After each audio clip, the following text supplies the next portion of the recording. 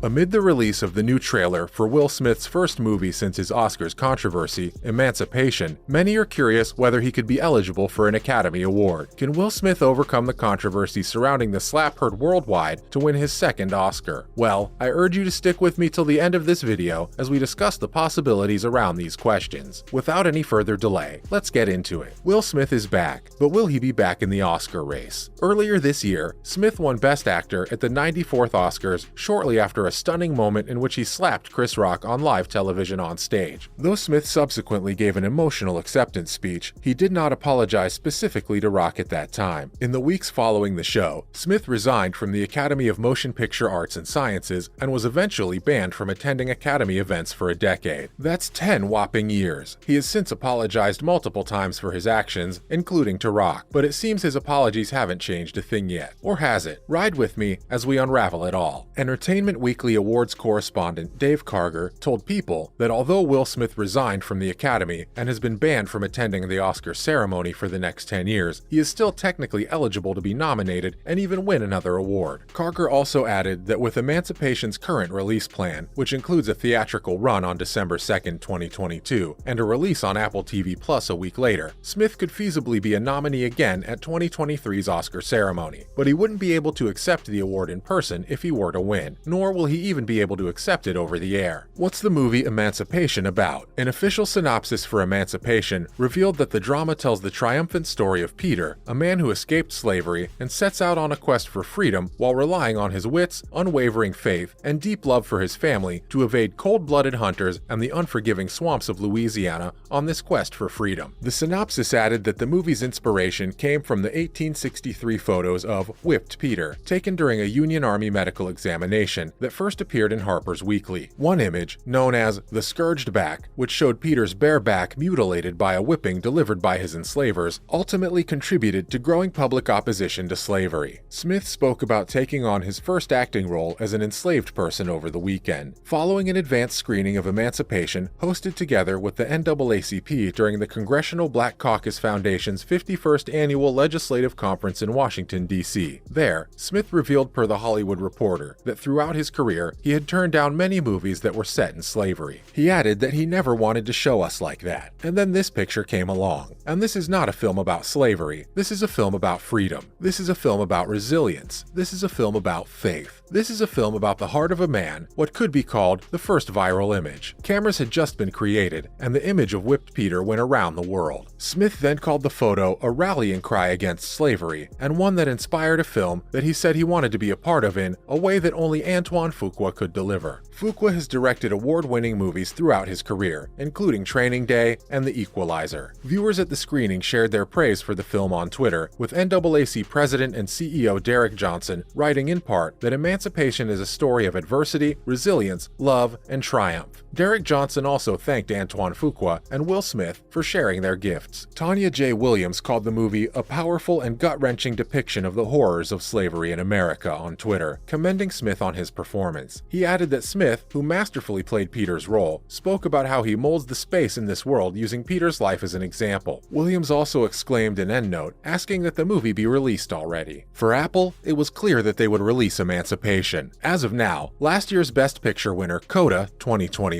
has a well-liked but quiet charmer called Cha Cha Rail Smooth, written, directed, and starred by the same person, Cooper Raiff. Toronto's other movies, like Causeway with Jennifer Lawrence, Raymond and Ray with Ewan McGregor, and The Greatest Beer Run Ever with Zac Efron, didn't get a big boost from the city. Next year, the streaming service will show two great movies by Martin Scorsese and Ridley Scott, Killers of the Flower Moon and Napoleon. It would be silly to throw a bunch of questions about slapping into the mix. But it's important to note that Smith is not the only person who owns Emancipation. Antoine Fuqua is in charge. For more than 25 years, he's been a loved and respected director. The same person gave Denzel Washington the car that got him his long overdue lead actor statuette for Training Day of 2001. If the buzz about the movie's quality turns out to be true, and we've reached our Fuqua moment, when only 6 black directors have been nominated in 94 years, shouldn't that be allowed to happen? Now, what becomes of Smith? Smith had kept a relatively low profile since the Oscars in March when he slapped Rock over a joke the comedian made about his wife, Jada Pinkett Smith, who lives with alopecia, most especially of her shaved head. After apologizing to Rock in a statement posted on social media the day after the ceremony, Smith did so again in a video he shared on YouTube, Instagram, and Facebook, telling Rock he's here whenever he's ready to talk. He highlighted that he had reached out to Chris and the message that came back was that he was not ready to talk and that when he was, he would reach out. Will, in his words, concluded thus, "So I will say to you, Chris, I apologize to you. My behavior was unacceptable, and I'm here whenever you're ready to talk." Can Apple weather this emancipation storm for all the creatives involved? Are Oscar voters and consumers ready to put the slap behind them? Award season will tell. Next up, Marlon Wayans revealed that Will Smith might replace him for season 2 of Bel-Air. As the second season of Bel-Air gets ready to start at Peacock, fans are eager to learn more about the show. Marlon Wayans might be able to help you with that, though. He's known for playing Tyrone C. Love in Requiem for a Dream, Shorty Meeks from Scary Movie, Marcus Anthony Copeland II from White Chicks, and Thunder from Marmaduke. He played Drake Winston in deleted scenes of Batman Returns and Batman Forever. Fans were blown away by Marlon's dramatic performance as Will's estranged father, Lou, in the season 1 finale of Bel-Air. But when asked the question on everyone's mind if Marlon would be returning for season 2, Marlon thinks his comedy might determine the answer to that. Marlon told BuzzFeed he didn't know and added that his new comedy, God Loves Me, is about the Will Smith and Chris Rock slap. He highlighted that he doesn't know how Will will take that, and that he will probably replace him in season 2 of Bel-Air like they replaced the original Aunt Viv. The Curse of Bridge Hollow star went on to joke that viewers are going to see a light-skinned brother play in Lou. He said, "Don't be surprised if you see Terrence Howard in Lou next season. You'll be like, hey, what happened to Marlon? Will saw that special and canceled his."